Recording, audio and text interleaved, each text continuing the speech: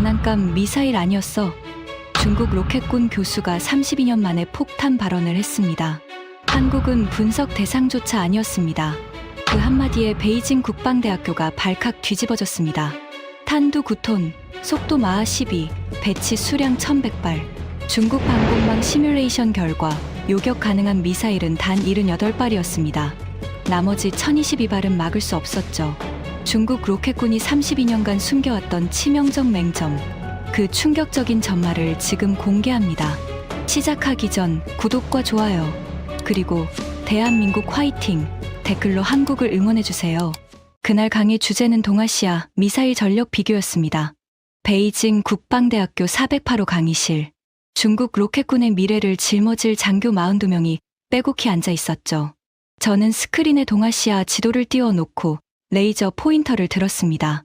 러시아, 야르스 대륙간 탄도미사일 320기, 사거리 1만 2,000km, 다탄두 개별 유도 방식으로 한 발에 핵탄두 4개를 실을 수 있습니다. 장교들이 고개를 끄덕였습니다. 일본, 독자 탄도미사일은 없습니다. 다만 SM-3블록 2A를 도입해서 요격 능력은 아시아 최고 수준이죠. 주의해야 할 상대입니다. 펜을 돌리며 질문을 던졌습니다. 그렇다면 우리 중국은요? 앞줄에 앉은 쉬아오 중위가 손을 들었습니다. 둥펑 시리즈입니다. 둥펑 21D는 항모킬러로 미 해군의 악몽이고, 둥펑 41은 사거리 1만 4,000km로 미국 본토까지 닿습니다. 저는 만족스럽게 끄덕였죠. 정확합니다. 우리 로켓군은 둥펑 시리즈만으로 태평양 전체를 통제할 수 있습니다. 그게 대국의 힘이에요. 그때 뒷줄에서 손 하나가 올라왔습니다. 리쯔안 소이였죠. 이 친구는 항상 엉뚱한 질문을 하는 녀석이었습니다. 교수님, 한국은요? 한국 미사일은 안 다루십니까? 강의실에 웃음이 번졌습니다. 저도 입꼬리가 올라갔죠. 솔직히 웃긴 질문이었으니까요. 한국은 시험에 안 나옵니다. 장교들이 와하고 웃었습니다.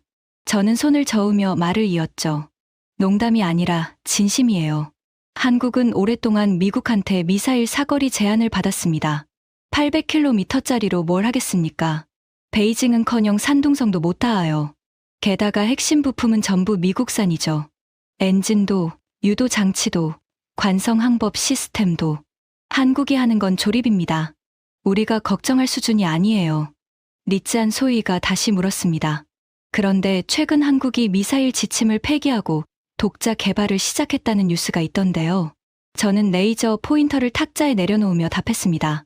미사일 지침 폐기한다고 하루아침에 기술이 생깁니까? 미사일은 자동차 조립하는 게 아닙니다. 추진체 설계부터 유도 알고리즘, 재진입체 열차폐, 탄두 분리 기술까지 수십 년이 걸리는 겁니다. 우리 중국이 둥펑 시리즈를 완성하는데 몇 년 걸렸는지 아세요? 40년입니다. 한국이 지침 폐기한 지 고작 몇 년 됐는데 뭘 만들겠어요. 강의실이 다시 웃음바다가 됐습니다. 쉬아오 중위가 옆 사람한테 뭐라고 속삭이더니 킥킥거렸죠. 저는 그 분위기가 나쁘지 않았습니다.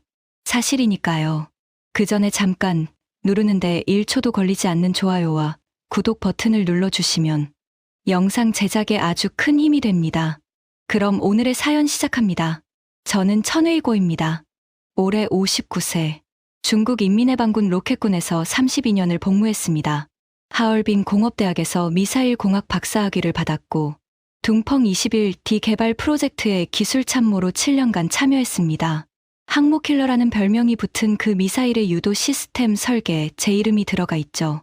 둥펑 26 중거리 탄도미사일의 정밀도 개선 작업에도 참여했고 퇴역 후에는 베이징 국방대학교 전략미사일학과 교수로 임용됐습니다. 32년간 미사일만 연구했습니다. 중국 로켓군의 모든 미사일 데이터가 제 머릿속에 있었고 세계 어떤 나라의 탄도미사일이든 스펙만 보면 성능을 예측할 수 있다고 자부했죠. 러시아의 야르스, 미국의 미닌맨 3, 북한의 화성 시리즈까지 지구 위에 날아다니는 모든 미사일이 제 분석 범위 아니었습니다. 하지만 한국은 그 범위에 들어가 본 적이 없었습니다. 왜냐고요? 분석할 가치가 없었으니까요. 제 강의 슬라이드 137장 중에 한국 미사일이 등장하는 슬라이드는 정확히 0장이었습니다. 시험 문제 200개 중에서도 0개였죠. 학생들한테 그렇게 가르쳤습니다. 한국은 미사일 분야에서 연구 대상이 아니라고요. 그런데 그날 강의가 끝나기 15분 전 모든 것이 바뀌었습니다. 강의실 뒷문이 벌컥 열렸습니다. 42명의 장교가 일제히 뒤를 돌아봤죠. 문 앞에 서 있는 사람은 류젠펑 소장이었습니다. 로켓군 전략기획처 현역 참모이자 제 예부하였죠. 군복 차림에 얼굴이 하얗게 질려 있었습니다. 손에 태블릿 하나를 들고 있었는데 그걸 꽉 쥔 손가락 마디가 새하얘져 있더군요.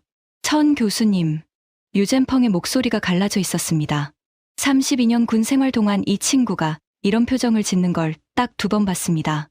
한 번은 둥펑 21D 첫 시험 발사 때 미사일이 궤도를 이탈했을 때였고, 2번째가 바로 그날이었습니다.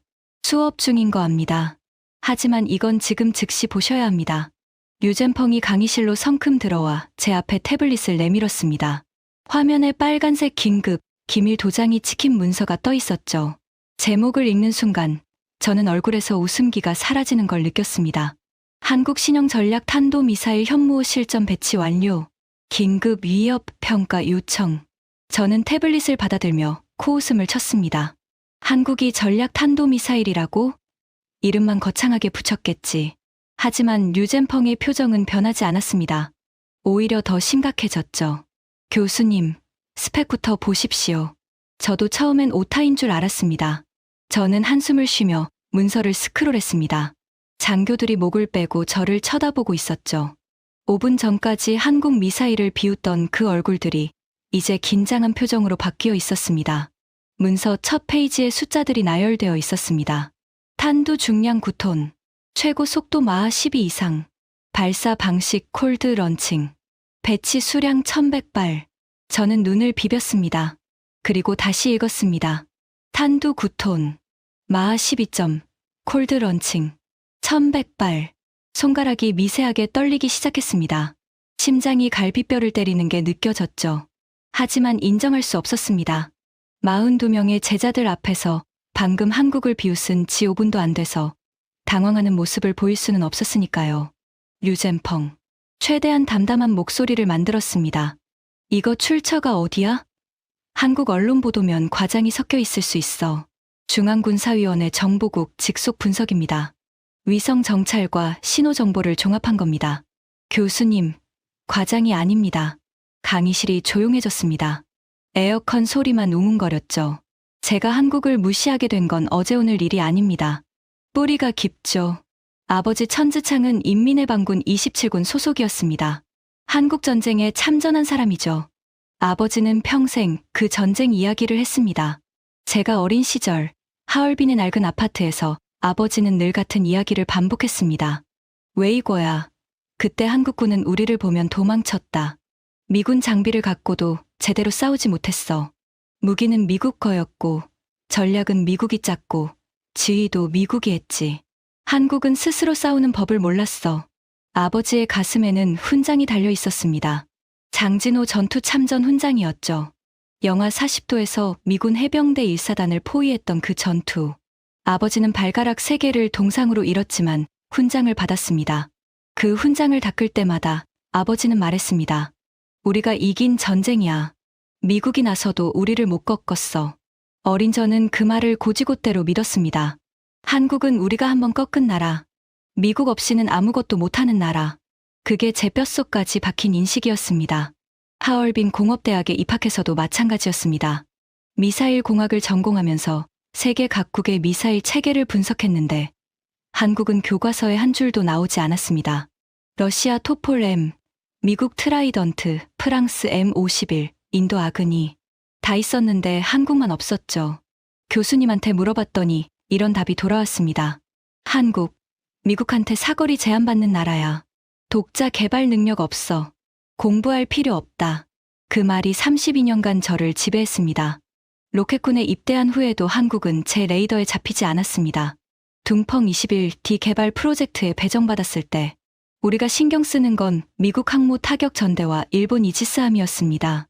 한국, 사드 배치 문제 때 잠깐 이름이 올라왔다가 사라졌죠. 사드, 그 기억이 제 무시를 더 강화시켰습니다. 몇 년 전 한국이 사드를 배치하겠다고 했을 때 중국은 경제 보복을 했습니다. 한국 관광 금지, 한국 기업 불매 운동, 문화 교류 중단. 결과가 어땠습니까? 한국 경제가 흔들렸습니다. 롯데가 중국 사업을 접었고 현대차 판매량이 반토막 났으며 한류 콘텐츠 수출이 급감했죠. 저는 그때 확신했습니다. 한국은 중국 앞에서 고개를 숙일 수밖에 없는 나라라고요. 경제적으로도, 군사적으로도, 외교적으로도 우리와 상대가 안 되는 나라라고 믿었습니다. 퇴역 후 국방대학교 교수가 됐을 때도 그 인식은 변하지 않았습니다. 강의 슬라이드를 만들면서 한국을 넣을까 잠깐 고민한 적이 있긴 합니다. 한국이 현무 시리즈를 개발하고 있다는 소식은 들었거든요. 하지만 스펙을 확인하고 바로 포기했습니다. 현무 2점, 사거리 800km, 탄두 500kg, 액체 연료, 코웃음이 나왔습니다. 800km에 탄두 500kg, 우리 둥펑 21D가 사거리 2150km에 탄두 1.2톤인데요. 비교 자체가 실례였습니다. 마치 경차랑 탱크를 비교하는 느낌이었죠. 한국 미사일은 전술 무기 수준입니다. 전략 무기와는 차원이 다릅니다. 제가 늘 학생들한테 하는 말이었습니다. 그리고 42명의 장교들은 고개를 끄덕이며 필기했죠. 한국 미사일, 등급, 전술 무기 수준이라고요. 아내 리팡도 제 전문성을 존중했습니다. 저녁 식사 때 뉴스에서 한국 관련 소식이 나오면 리팡이 물었죠. 한국이 무슨 미사일 만들었다는데 위험한 거 아니에요? 저는 젓가락을 놓지도 않고 대답했습니다. 미국 기술 없으면 껍데기야. 겉은 번지르르한데 속은 비어있어. K-팝처럼. 딸 철루이가 끼어들었습니다. 대학교 2학년 국제관계학 전공이었죠. 아빠, 한국 무시하면 안 돼요. 요즘 한국 방산 수출이 엄청난데. 저는 웃으며 말했습니다. 자주포 좀 팔아서. 그건 바퀴 달린 대포야. 미사일이랑은 급이 다르지. 대포 파는 나라랑 미사일 만드는 나라를 같은 선상에 놓지 마라. 철루이가 입을 삐죽거렸지만 더 반박하지는 않았습니다.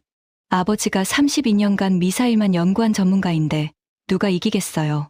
그렇게 저는 제 편견 안에서 편안하게 살고 있었습니다. 베이징 하이덴구의 국방대 관사에서 매일 아침 6시에 일어나 태극권을 하고 7시에 관사 식당에서 죽을 먹고 8시에 강의실로 출근하는 규칙적인 생활이었죠. 오후에는 둥펑 시리즈 교재 원고를 교정하거나 대학원생들 논문을 지도했습니다. 저녁에는 마윈성 학과장과 차를 마시며 국제 정세를 토론했고요. 마윈성 학과장은 63세의 젠 로켓군 중장이었습니다. 저보다 선배였고 둥펑 41 프로젝트를 총괄한 전설적인 인물이었죠. 우리는 보이차를 마시며 이런 대화를 나눴습니다. 웨이거, 요즘 인도가 아그니 5 개량형을 시험했다더군. 다탄두 유도 기술을 넣으려는 것 같아. 인도는 좀 신경 쓸 필요가 있습니다. 하지만 아직 정밀도가 떨어져요. 원형 공산오차가 100m 이상이니까. 우리 둥펑의 절반 수준도 안 됩니다. 일본은 공격형 미사일이 없으니 직접 위협은 아닙니다. 다만 요격 체계가 성가시죠. SM-3블록 2A 성능이 꽤 됩니다. 한국은, 저는 보이차를 한 모금 마시며 손을 저었습니다. 한국은 논할 가치가 없습니다. 미국 조리품이에요. 마윈성 학과장도 고개를 끄덕였습니다. 중국 로켓군의 최고 권위자 두 사람이 한국을 무시하는데 동의한 거였죠. 우리 둘 다 틀렸다는 걸 알게 되기까지는 얼마 남지 않았습니다. 다시 그날 강의실로 돌아가겠습니다. 유젠펑의 태블릿을 받아들고 저는 강단 의자에 앉았습니다. 42명의 장교가 숨을 죽이고 지켜보고 있었죠. 형광등 불빛이 유난히 차갑게 느껴졌습니다. 수업은 여기서 잠시 중단하겠습니다. 저는 태블릿을 스크린에 연결했습니다. 문서가 대형 화면에 떴죠. 빨간 글씨로 기밀 등급이 찍혀 있었지만 이 강의실에 있는 사람들은 전원 비밀 취급 인가를 가진 장교들이었습니다. 자, 이게 오늘 들어온 정보입니다. 한국 신형 전략 탄도미사일 현무 5점. 다들 한번 읽어보세요. 웃음기가 남아있던 장교들의 표정이 서서히 변하기 시작했습니다. 스크린을 읽는 속도가 빨라졌고 눈동자가 커졌죠. 앞줄의 쉬아오 중위가 제일 먼저 반응했습니다. 교수님, 탄두가 9톤이라고요? 저는 고개를 끄덕였습니다. 아직은 담담한 척 할 수 있었죠. 그렇게 쓰여있네. 9톤이면 우리 둥펑 26의 5배입니다. 이건 아무리 봐도 오류 아닙니까? 저도 같은 생각이었습니다. 둥펑 26의 탄두가 1.8톤입니다. 세계 대부분의 중거리 탄도미사일 탄두가 1톤에서 2톤 사이죠. 그런데 9톤이라고요? 미국의 대륙간 탄도미사일 미닌맨 3 탄두가 재진입체 포함해서 1.1톤입니다. 러시아 야르스가 1.2톤이고요. 9톤짜리 탄두를 날리는 미사일은 지구상에 존재한 적이 없었습니다. 오류일 가능성이 있습니다. 저는 류젠펑을 돌아봤습니다. 이 수치 확인된 거야? 류젠펑이 고개를 끄덕였습니다. 얼굴에 혈기가 없었습니다. 정보국에서 3중 교차 검증했습니다. 위성 사진으로 발사대 크기를 역산했고 한국방위사업청의 내부 문서가 유출된 것도 있습니다. 그리고 한국이 시험 발사 때 발생한 지진파를 우리 지진관측소에서 잡았는데 그 데이터가 9톤급 탄두와 일치합니다. 강의실에 침묵이 내려앉았습니다. 에어컨 소리만 웅웅거렸죠. 저는 다음 항목을 읽었습니다. 최고 속도 마하 12 이상. 마하 12점, 초속 4km가 넘는 속도입니다. 서울에서 베이징까지 직선거리가 약 950km인데 마하 10이면 4분이면 도달합니다. 우리 홍치-9 방공 시스템의 요격 가능 속도가 마하 6 수준입니다. 마하 12짜리가 날아오면 반응할 시간 자체가 없다는 뜻이죠. 하지만 저는 아직 인정하고 싶지 않았습니다. 마하 12는 기술적으로 불가능하지는 않아요. 하지만 9톤짜리를 마하 12로 날리려면 추진체가 어마어마해야 합니다. 미사일 전체 중량이 최소 30톤은 넘을 거예요. 그 크기면 이동식 발사가 불가능합니다. 류젠펑이 태블릿을 조작하더니 다음 페이지를 띄웠습니다. 이동식 발사대입니다. 위성 사진으로 확인됐습니다. 화면에 뜬 것은 한국 어딘가의 산림 지역을 찍은 위성 사진이었습니다. 나무 사이로 거대한 차량이 보였죠. 16개의 바퀴가 달린 이동식 발사대. 그 위에 올려진 미사일의 크기가 주변 차량과 비교되어 있었는데 길이가 약 16m로 추정되어 있었습니다. 콜드 런칭 방식이라고 합니다. 류젠펑의 말에 저는 움찔했습니다. 콜드 런칭. 이건 아무나 하는 기술이 아닙니다. 미사일을 발사관에서 가스 압력으로 밀어 올려서 공중 30m 상공에서 엔진을 점화하는 방식이죠. 장점이 뭐냐면 발사대가 불꽃에 손상되지 않아서 같은 발사대로 여러 발을 연속 발사할 수 있습니다. 그리고 적외선 감지 위성이 발사 순간을 잡기 어렵죠. 이 기술을 쓰는 나라가 세계에 몇 개 안 됩니다. 러시아가 토폴-M과 야르스에 쓰고 중국이 둥펑 41에 씁니다. 전부 대형 대륙간 탄도미사일이에요. 그만큼 기술 난이도가 높다는 뜻입니다. 수십 톤짜리 미사일을 가스 압력만으로 30m를 밀어 올리는 건 엔진 기술만큼이나 어려운 일이거든요. 그런데 한국이 그걸 해냈다고요? 불가능해. 입에서 나온 말이었습니다. 하지만 목소리에 확신이 없었죠. 장교들 사이에서 술렁임이 커졌습니다. 뒷줄에 리츠한 소희가 손을 들었습니다. 교수님, 배치 수량이 1100발이라고 되어 있는데요. 이건 정말입니까? 1100발. 그 숫자를 눈으로 다시 확인한 순간 등줄기에 찬 것이 스며드는 느낌이었습니다. 우리 로켓군의 중거리 탄도미사일 전체가 약 800발입니다. 둥펑 21점 모델을 합쳐서요. 그런데 한국이 단일 기종으로 1100발을 배치했다고요? 이 숫자는 확인이 필요합니다. 저는 최대한 차분하게 말했습니다. 하지만 속으로는 계산을 하고 있었죠. 1100발을 37개 기지에 분산 배치하면 기지당 평균 30발. 이동식 발사대라면 기지 외부로도 분산 가능하니 타격으로 전멸시키는 건 사실상 불가능합니다. 쉬아오 중위가 다시 물었습니다. 교수님, 이게 사실이면 우리 방공으로 막을 수 있습니까? 강의실 전체가 저를 쳐다봤습니다. 42개의 눈동자가 답을 기다리고 있었죠. 5분 전까지 한국을 비웃던 그 눈들이 이제는 불안으로 가득했습니다. 저는 대답하지 못했습니다. 입을 열었지만 말이 나오지 않았죠. 32년간 미사일을 연구하면서 이런 적은 처음이었습니다. 답을 몰라서가 아니었습니다. 답이 너무 두려웠던 겁니다. 류젠펑이 제 어깨에 손을 얹었습니다. 교수님, 마윈성 학과장님이 긴급 회의를 소집하셨습니다. 전략미사일학과 전 교수진 참석입니다. 저는 태블릿을 끄고 자리에서 일어났습니다.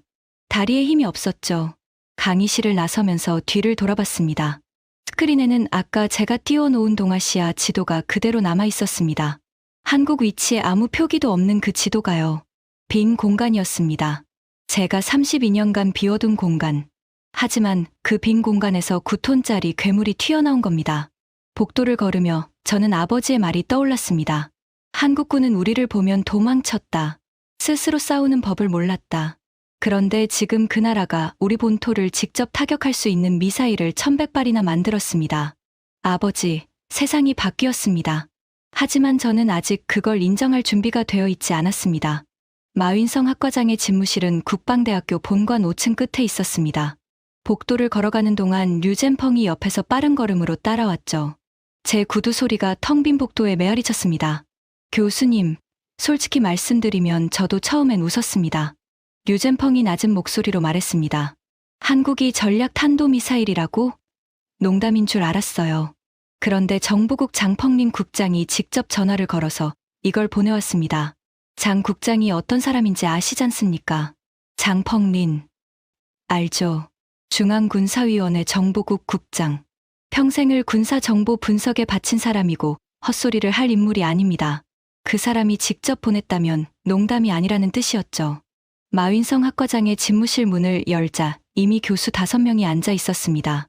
탄도미사일 전공의 장류의 교수, 방공체계 전문가 왕젠고 교수, 위성정보 분석의 순민 교수, 전략기획 분야의 허쯔광 교수, 그리고 사이버전 담당 자오민 교수, 전략미사일학과의 핵심 두뇌가 다 모인 거였습니다. 마윈성 학과장이 창문 앞에 서 있었습니다. 보이차 잔을 들고 있었는데 평소와 달리 한 모금도 마시지 않고 있더군요. 잔을 쥔 손이 미세하게 떨리고 있었습니다. 둥펑 41 프로젝트를 총괄했던 그 손이요. 다 왔군. 앉아. 마윈성의 목소리는 평소처럼 낮고 단단했습니다. 하지만 눈빛이 달랐어요. 제가 7년간 같이 일하면서 본 적 없는 눈빛이었습니다. 불안이라고 해야 할까요? 아니, 당혹감에 더 가까웠습니다. 다들 문서를 받았을 거야. 한국 현모점 탄두 9톤, 마하 12 콜드 런칭, 배치 1100발. 이게 오늘 논의할 내용이다. 장류의 교수가 먼저 입을 열었습니다. 50대 중반의 탄도미사일 전문가로 성격이 불같은 사람이었죠. 학과장님, 이건 분명히 정보 오류입니다. 9톤짜리 탄두를 마하 12로 날리는 미사일을 이동식으로 운용한다고요? 물리적으로 말이 안 됩니다. 추진체 대탄두 비율을 계산해보면 미사일 총중량이 최소 36톤이에요. 이걸 차량에 싣고 돌아다닌다고요? 러시아 야르스가 49톤인데 16축 특수 차량을 쓰거든요. 그 차량 기술만 해도 수십 년이 걸렸습니다. 저도 동의하며 끼어들었습니다. 장 교수 말이 맞습니다. 한국의 자동차 기술이 좋다고 해도 군용 특수 차량은 전혀 다른 영역이에요.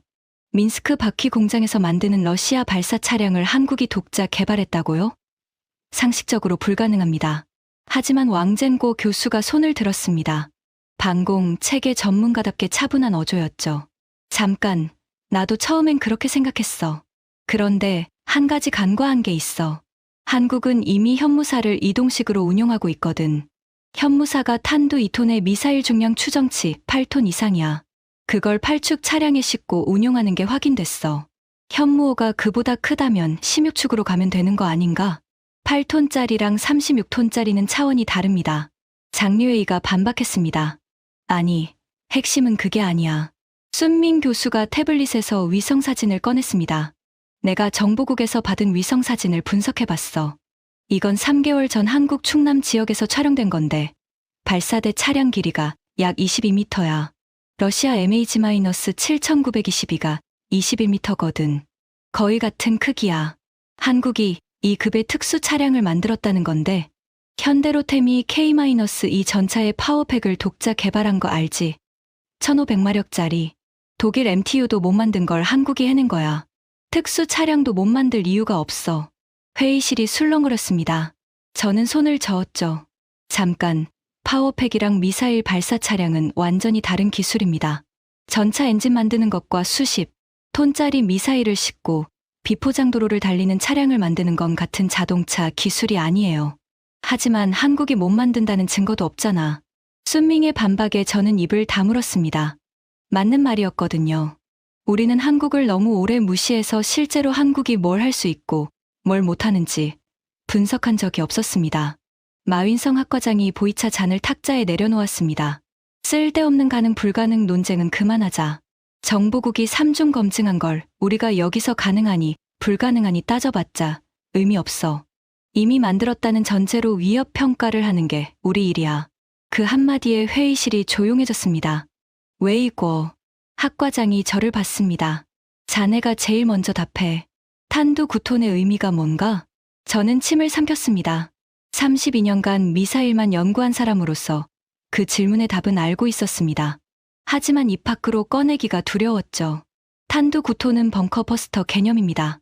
말을 시작하자 목소리가 떨리는 걸 느꼈습니다. 미국의 GBU-57 대형 관통 폭탄이 약 13.6톤입니다. 지하 60m 강화 콘크리트를 관통하도록 설계됐죠. 한국의 9톤 탄두가 같은 원리라면 마하 12의 운동, 에너지까지 합쳐서 지하 수십 미터의 지하 시설을 직접 타격할 수 있습니다. 회의실 온도가 갑자기 내려간 것 같았습니다. 난방이 돌아가고 있었는데도 등줄기가 서늘했죠. 우리 로켓군 지하 기지가 지하 몇 미터에 있지? 마윈성의 질문이었습니다. 아무도 대답하지 않았습니다. 기밀이기도 했지만 답을 아는 사람들의 얼굴이 창백해진 게 보였습니다. 계속해, 웨이고. 마하 10이라는 속도도 문제입니다. 초속 4km가 넘으면 재래식 탄두도 운동 에너지만으로 핵무기에 버금가는 파괴력을 냅니다. 정확히 말하면 운동 에너지가 TNT 수백 톤급에 달합니다. 핵탄두가 없어도 전략 타격이 가능하다는 뜻이에요. 장리웨이 교수의 얼굴이 굳었습니다. 5분 전에 정보 오류라고 주장하던 사람이 이제는 한마디도 못하고 있었죠. 그리고 1100발이라는 수량. 저는 숨을 고르며 말을 이었습니다. 우리 로켓군의 중거리 탄도미사일이 전 기종 합쳐서 약 800발입니다. 한국이 단일 기종으로 그보다 많은 1100발을 배치했다면 순수 물량에서도 우리가 열세입니다. 이건 수량의 문제가 아니라 산업 역량의 문제예요. 한국이 이 미사일을 대량 생산할 수 있는 공업 기반을 갖추고 있다는 뜻입니다. 마윈성 학과장이 눈을 감았습니다. 한참을 그렇게 있더니 눈을 뜨고 말했죠. 그러니까 정리하면 한국이 우리 지하 기지를 뚫을 수 있는 미사일을 막을 수 없는 속도로 우리보다 많은 수량을 배치했다는 거야? 저는 고개를 끄덕였습니다. 아직 확정적으로 말하기는 이릅니다.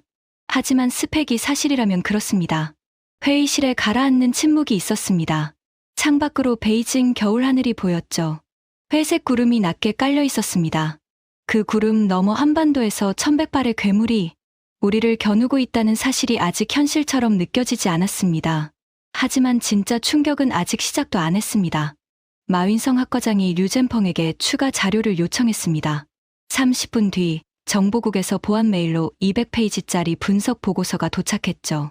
우리 6명은 각자 담당 분야별로 나눠서 분석에 들어갔습니다. 저는 추진체 섹션을 맡았습니다. 페이지를 넘기는 순간 손이 멈췄습니다. 추진체 방식 고체 연료. 2단 추진. 고체 연료라고? 제가 소리를 낸 건 무의식이었습니다. 회의실에 있던 모든 시선이 저한테 쏠렸죠. 이게 왜 충격이냐면 고체 연료 탄도 미사일은 미사일 기술의 정점이기 때문입니다. 액체 연료 미사일은 발사 전에 연료를 주입해야 합니다. 그 시간이 최소 30분에서 2시간이에요.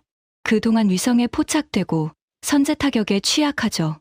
하지만 고체 연료는 이미 연료가 채워진 상태로 보관됩니다. 명령이 떨어지면 5분 안에 발사할 수 있어요.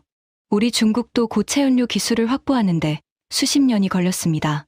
둥펑 21이 고체 연료인데 그 추진제를 개발하기 위해 중국과학원 산하 연구소 3곳이 15년간 매달렸거든요. HTPB 기반 복합 고체 추진제의 균일 성형 기술, 추력 편형 노즐 제어, 다단 분리 시퀀스. 한 단계라도 실패하면 미사일이 공중에서 폭발합니다. 한국이 고체 연료 기술을 어디서 가져온 거지? 장리웨이 교수가 물었습니다. 당연한 질문이었죠. 미국에서 기술 이전을 받았을 거라는 게 상식적인 추론이었습니다. 저는 보고서를 더 읽었습니다. 그리고 눈이 커졌죠. 미국 기술이 아닙니다. 여기 나와 있습니다. 한국은 우주발사체 누리호를 독자 개발하면서 축적한 기술을 미사일에 전용했다고 합니다. 누리호 3단 엔진이 고체 연료 킥모터였는데 그 기술을 확장해서 대형 고체 추진체를 만든 겁니다. 장리웨이가 고개를 저었습니다. 말도 안 돼. 우주발사체 기술이랑 탄도미사일 기술은 비슷해 보여도 전혀 달라. 추진제 조성도 다르고 연소 프로파일도 다르고. 하지만 기초 공정은 같습니다. 순민 교수가 끼어들었죠. 고체 추진제를 대형 케이싱에 균일하게 충전하는 기술, 그레인 설계, 점화 시퀀스 제어. 이 핵심 기술들은 우주발사체와 탄도미사일이 공유합니다. 한국이 누리호를 여러 차례 성공시키면서 이 기술을 완성한 거예요. 저는 가슴이 답답해졌습니다. 누리호, 한국의 우주발사체. 뉴스에서 봤을 때는 코웃음 쳤었거든요. 로켓 하나 쏘는데 난리를 치더라 했는데 그게 미사일 기술의 기반이었다니요. 보고서를 더 읽었습니다. 그리고 또 한 번 충격을 받았죠. 한국 국방과학연구소, 일명 ADD. 이 기관이 현무 시리즈 전체를 개발했는데 연구 인력이 약 3,500명이라고 합니다. 그중 미사일 관련 핵심 인력이 600명 이상이고 이들의 평균 경력이 18년이에요. 18년이면 거의 한 세대를 미사일에만 바친 겁니다. 3,500명. 왕젠고 교수가 혀를 찼습니다. 우리 로켓군 연구 인력이 2만 명이 넘는데 3,500명으로 이런 걸 만들었다고? 그게 더 무서운 겁니다. 제 입에서 나온 말이었습니다. 스스로 놀랐죠. 우리보다 6분의 1 인원으로 우리에 필적하는 미사일을 만들었다면 인당 생산성이 우리의 6배라는 뜻입니다. 이건 인력의 문제가 아니라 효율의 문제예요. 말하면서도 믿기 어려웠습니다. 32년간 한국을 미사일 분야의 아마추어로 봐왔는데 아마추어가 프로보다 효율적이라고요? 허쯔광 교수가 입을 열었습니다. 전략기획 전문가답게 다른 각도에서 접근했죠. 추진체보다 더 중요한 게 있어. 유도 시스템이야. 마하12에서 정밀 타격을 하려면 관성 항법에 GPS 보정을 합치거나 지형 대조 항법을 써야 하는데 한국이 그 기술을 어디서 확보했을까? 보고서 73페이지를 펼쳤습니다. 거기에 답이 있었죠. 한국은 독자 위성 항법 보정 시스템을 운용하고 있습니다. 한국형 위성 항법 보정 시스템 KASS와 군용 GPS 수신기를 결합한 하이브리드 유도 방식이라고 합니다. 원형 공산 오차가 추정 5m에서 10m. 5m? 장리회의 목소리가 갈라졌습니다. 우리 둥펑 20일 뒤에 원형 공산 오차가 20m에서 40m인데 한국이 5m라고? 정밀도가 우리의 4배에서 8배라는 소리야? 회의실이 다시 얼어붙었습니다. 저는 자리에서 일어나 창가로 갔습니다. 바깥 공기가 필요했거든요. 창문을 열자 베이징의 차가운 바람이 얼굴을 때렸습니다. 눈발이 섞인 바람이었죠. 코끝이 시렸지만 머리는 더 뜨거웠습니다. 한국 반도체 기술. 뒤에서 자오민 교수의 목소리가 들렸습니다. 사이버전 전문가인 그가 조용히 분석을 이어가고 있었죠. 유도칩의 정밀도는 반도체 공정에 달려 있어. 삼성이 세계 최고 수준의 반도체 파운드리를 운용하고 있잖아. 3나노 공정까지 가능한 나라야. 우리 SMIC가 7나노에서 허덕이고 있는 동안 한국은 3나노로 유도칩을 만들 수 있다는 뜻이야. 그건 민간 기술이잖아. 장리회의가 반박했습니다. 민간 기술이 군사 기술로 전환되는 건 시간 문제야. 미국이 그래왔고 이스라엘이 그래왔어. 한국도 다르지 않을 거야. 저는 창문을 닫고 자리로 돌아왔습니다. 뭔가 이상한 느낌이었어요.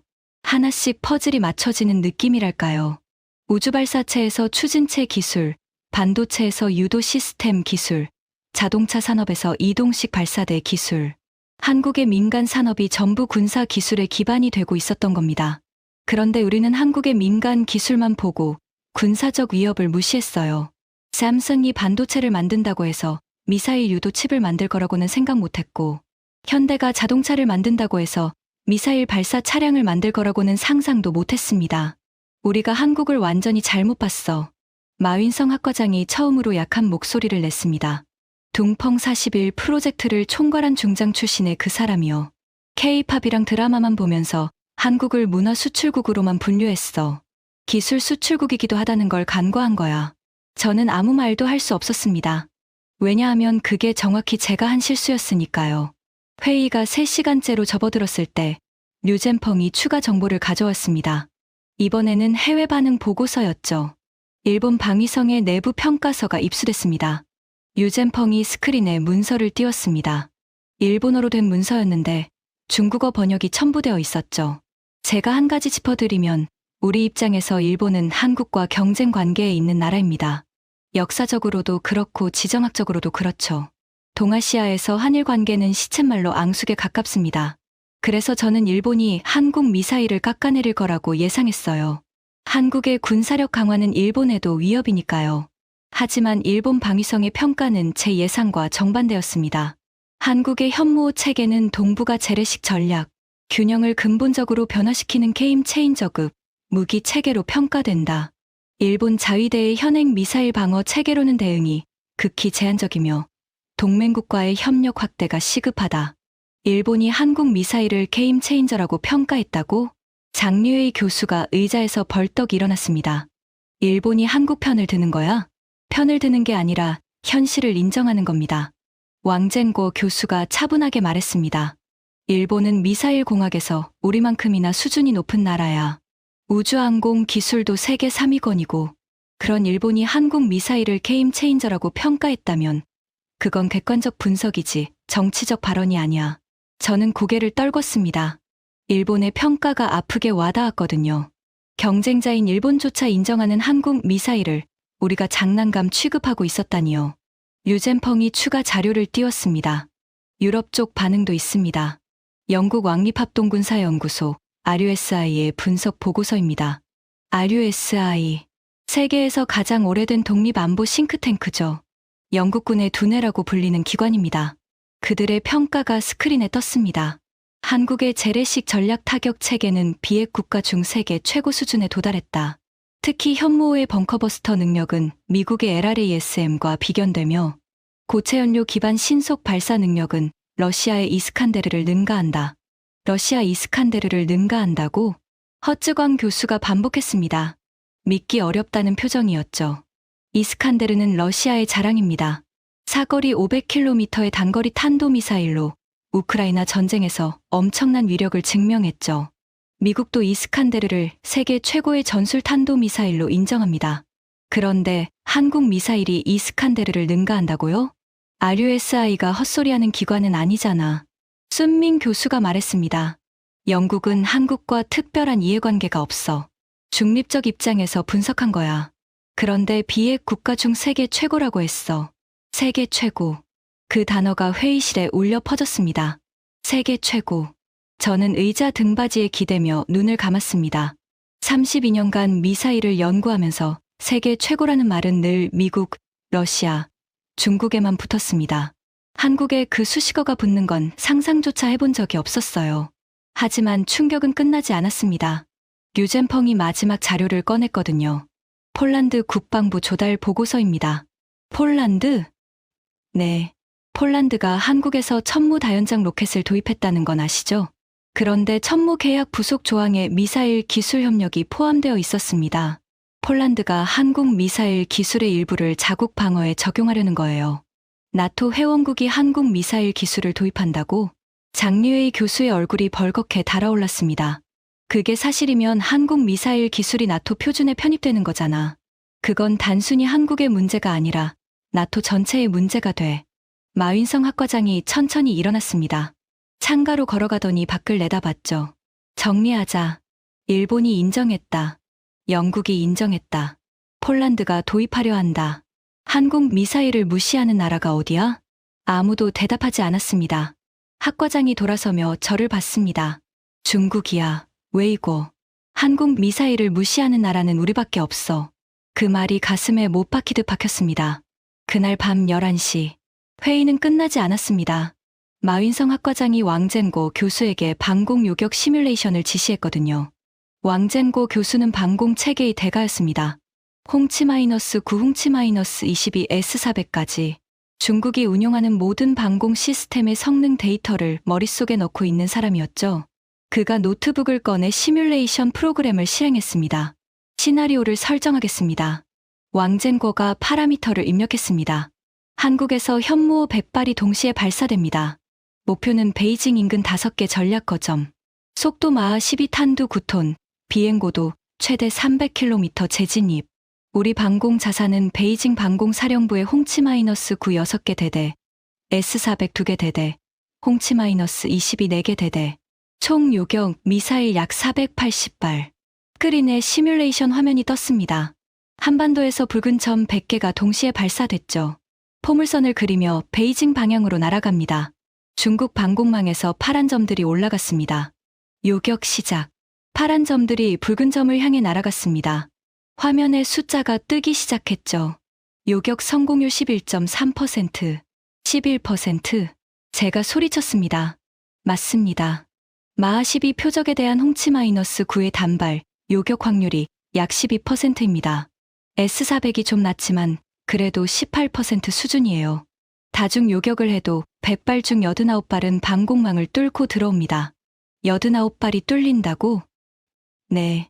그리고 89발의 9톤 탄두가 지상에 충돌하면 5개 전략 거점은 사실상 기능을 상실합니다. 회의실이 얼어붙었습니다. 장류의 교수가 먼저 입을 열었죠. 500발이면 왕젠거가 파라미터를 수정했습니다. 500발 동시 발사.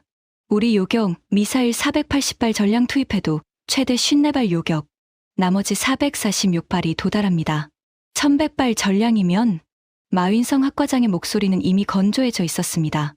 왕젠거가 숫자를 입력했습니다. 화면에 1100개의 붉은 점이 한반도에서 동시에 솟아올랐죠. 중국 방공망의 파란 점들이 필사적으로 올라갔지만 붉은 점의 10분의 1도 잡지 못했습니다. 1100발 중 요격 가능 수량 최대 78발, 나머지 1022발이 목표에 도달합니다. 9톤 탄두 1022발이면 중국 동부해안 전체의 군사시설, 공항, 항만, 발전소, 통신거점이 마비됩니다. 숫자가 스크린에 떠 있었습니다. 1022점, 우리가 막지 못하는 미사일의 수. 저는 의자에 깊이 몸을 묻었습니다. 다리에 힘이 없었거든요. 32년간 중국 로켓군의 우위를 믿어왔는데 한국 미사일 하나에 그 우위가 무너지고 있었습니다. 마윈성 학과장이 스크린을 가리켰습니다.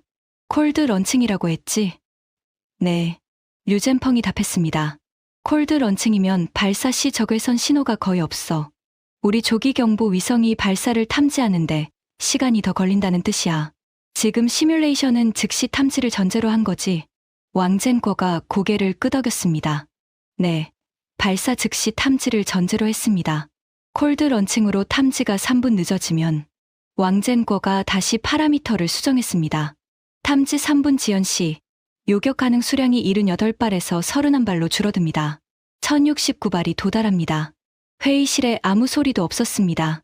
형광등 불빛만 차갑게 내려앉았죠. 저는 시뮬레이션 결과를 바라보며 아버지의 목소리를 떠올렸습니다. 한국군은 우리를 보면 도망쳤다. 그 목소리가 점점 작아지고 있었습니다. 한 가지 더 있습니다. 류젠펑이 조심스럽게 말했습니다. 현무호는 이동식 발사대에서 발사됩니다. 한국의 산악 지형에 분산 배치되어 있어서 선제 타격으로 전멸시키는 것도 불가능합니다. 우리가 먼저 타격해도 생존한 발사대에서 반격이 나옵니다. 그러니까 마윈성 학과장이 보이차 잔을 손에 들었습니다. 이미 식어서 김이 나지 않았죠. 그 차가운 차를 한 모금 마시더니 말했습니다. 한국을 선제 타격해도 우리가 보복을 못 막고 한국이 선제 타격하면 우리 방공으로 막을 수 없다는 거야.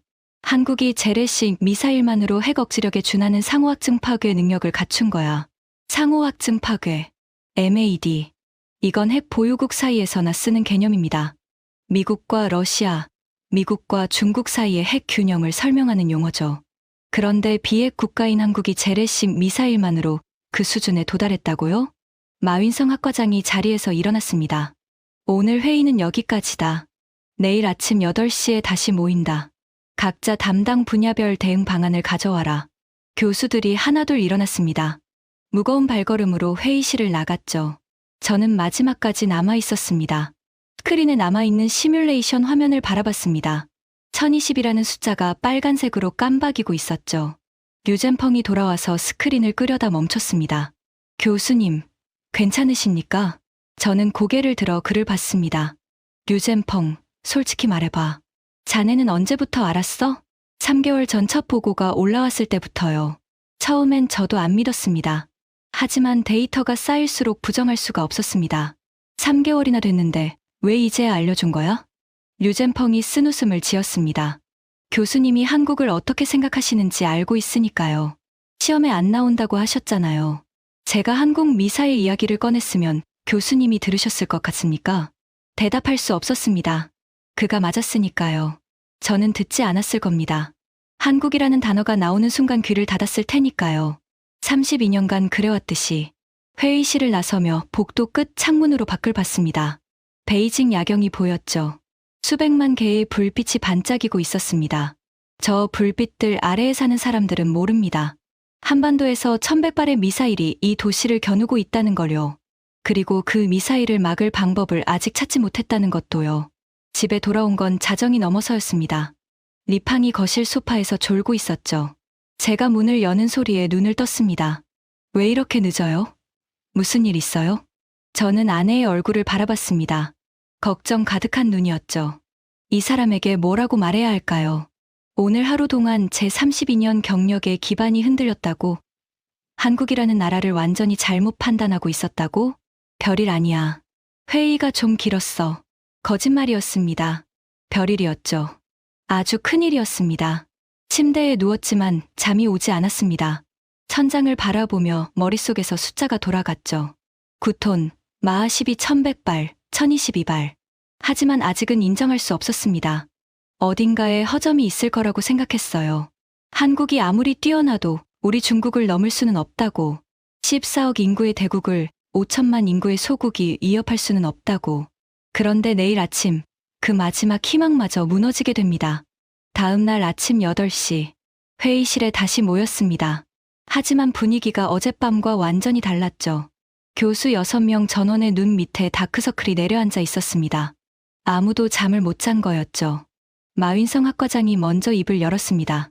어젯밤에 중앙군사위원회에서 추가 자료가 왔다. 왕젠고, 자네부터 보고해. 왕젠고 교수가 노트북을 펼쳤습니다. 밤새 작업한 흔적이 역력했죠. 커피 얼룩이 묻은 서류를 정리하며 말을 시작했습니다. 어젯밤 시뮬레이션을 더 정밀하게 돌려봤습니다. 이번에는 한국의 기만 전술을 포함시켰어요. 기만 전술? 네. 한국이 현무호에 기만 탄두를 탑재하고 있다는 정보가 추가로 들어왔습니다. 한 발의 미사일이 재진입 단계에서 진짜 탄두 1개와 가짜 디코이 5개로 분리됩니다. 우리 레이더에는 6개의 표적이 동시에 뜨는데 어느 것이 진짜인지 구별이 안 됩니다. 저는 이 말을 짚었습니다. 기만 탄두. 이건 대륙간 탄도 미사일에나 쓰는 기술입니다. 미국의 미닌맨 3, 러시아의 야르스가 쓰는 기술이죠. 한국이 중거리 미사일에 이걸 적용했다면 요격 확률은 바닥을 칩니다. 기만 탄두 포함 시뮬레이션 결과입니다. 1100발 발사 시 레이더에 뜨는 표적수 6600개. 우리 요격 미사일 480발로는 최대 43발의 진짜 탄두를 잡을 수 있습니다. 나머지 1057발이 도달합니다. 어제보다 더 나빠졌잖아. 장류의 교수가 신음하듯 말했습니다. 그게 끝이 아닙니다. 왕젠고가 화면을 넘겼습니다. 한국의 미사일 방어 체계도 분석했습니다. 한국은 천국-2 중거리 방공 시스템, 패트리어트 PAC-3, 그리고 독자 개발 중인 장거리 미사일 방어 체계를 보유하고 있습니다. 여기에 한미동맹의 사드까지 합치면 한국의 다층 방어망은 우리 둥펑의 상당수를 요격할 수 있습니다. 그러니까 한국은 우리를 때릴 수 있는데 우리는 한국을 때려도 막힌다는 거야? 허쯔광 교수의 말에 회의실이 무거워졌습니다. 마윈성 학과장이 보이차를 따랐습니다. 김이 모락모락 올라왔죠. 그 김 너머로 학과장의 눈이 보였는데 거기에는 분노도 두려움도 없었습니다.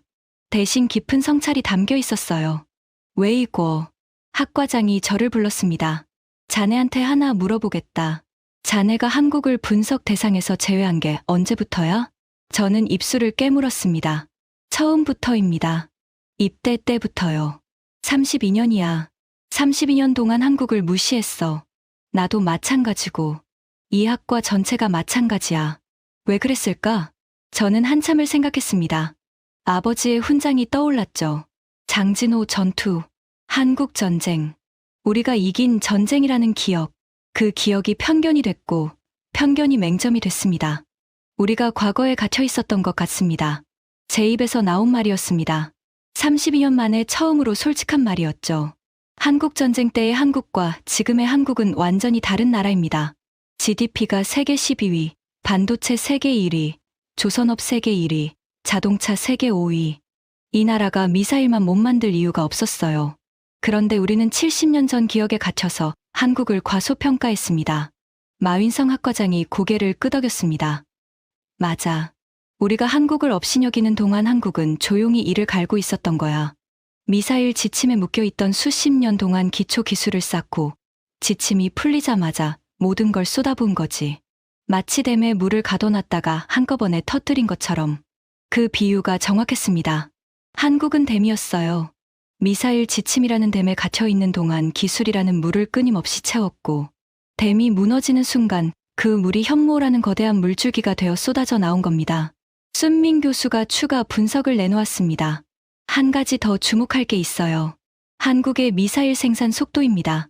현무호가 실전 배치된 건 비교적 최근인데 이미 1100발이 배치됐다는 건 연간 생산량이 엄청나다는 뜻이에요. 한화에어로스페이스와 LIG넥스원의 생산 라인을 분석해보면 한국은 연간 200발 이상을 생산할 수 있는 것으로 추정됩니다. 연간 200발? 네. 우리 중거리 탄도미사일 연간 생산량이 약 60발에서 80발입니다. 한국이 우리의 3배 속도로 미사일을 찍어내고 있다는 거예요. 장류의 교수가 책상을 내리쳤습니다. 탁하는 소리에 모두가 움찔했죠. 도대체 어떻게 된 거야? 인구가 14억인 나라가 5천만 인구한테 미사일 생산량에서 밀린다고? 우리 GDP가 한국의 9배인데 GDP가 문제가 아닙니다. 저는 조용히 말했습니다. 효율이 문제입니다. 한국은 민간 산업의 효율을 군수 산업에 그대로 적용했어요. 삼성의 반도체 생산 효율, 현대의 자동차 생산 효율, 한국 조선의 선박 건조 효율, 세계 최고 수준의 제조업 노하우가 미사일 생산에 들어간 겁니다. 우리는 군수 산업과 민간 산업이 분리되어 있지만 한국은 통합되어 있어요. 회의실이 조용해졌습니다. 저는 말을 이으며 스스로도 깨닫고 있었죠. 한국을 무시했던 32년이 얼마나 큰 실수였는지를요. 자네 아버지 천지창 동지 이야기를 해도 되겠나? 마윈성 학과장이 조심스럽게 물었습니다. 아버지를 아는 사이였거든요. 네. 자네 아버지는 위대한 군인이었어. 장진호에서 싸운 건 존경받을 일이야. 하지만 그 전쟁의 기억이 자네의 눈을 가린 건 사실이야. 70년 전에 한국은 전쟁의 폐허 위에 서 있었어. 그런데 지금의 한국은 세계 6위 군사비를 투입하는 기술 강국이야. 우리가 아버지 세대의 눈으로 손자 세대의 한국을 보고 있었던 거야. 눈시울이 뜨거워졌습니다. 아버지에 대한 존경이 한국에 대한 편견으로 변해버린 거였죠. 아버지의 용기와 한국의 현재는 별개의 문제였는데 저는 그걸 하나로 묶어버렸습니다. 저는 그날 밤 집에 돌아와 서재에 앉았습니다. 책상 위에 아버지의 사진이 있었죠. 군복을 입고 훈장을 단 젊은 시절의 아버지. 저는 그 사진을 바라보며 마음속으로 편지를 썼습니다.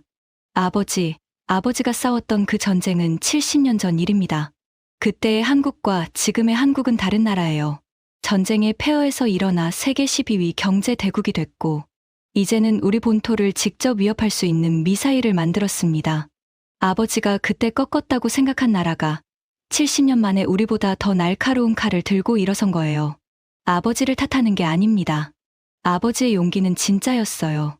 하지만 그 용기에 기대어 현실을 무시한 건 제 잘못입니다. 사진 속 아버지는 대답하지 않았습니다. 하지만 그 눈빛이 이해한다고 말하는 것 같았죠. 다음 주 월요일, 저는 408호 강의실에 다시 섰습니다. 42명의 장교가 앉아 있었죠. 지난 강의에서 한국 미사일 정보를 접한 그 장교들이었습니다. 스크린에 동아시아 지도가 떴습니다. 하지만 지난주와 달랐죠.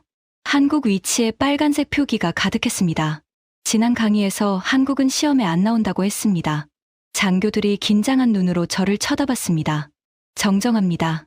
한국은 이번 학기 시험의 핵심 문제입니다. 강의실의 작은 술렁임이 일었죠. 오늘부터 한국 미사일 체계를 본격적으로 다루겠습니다.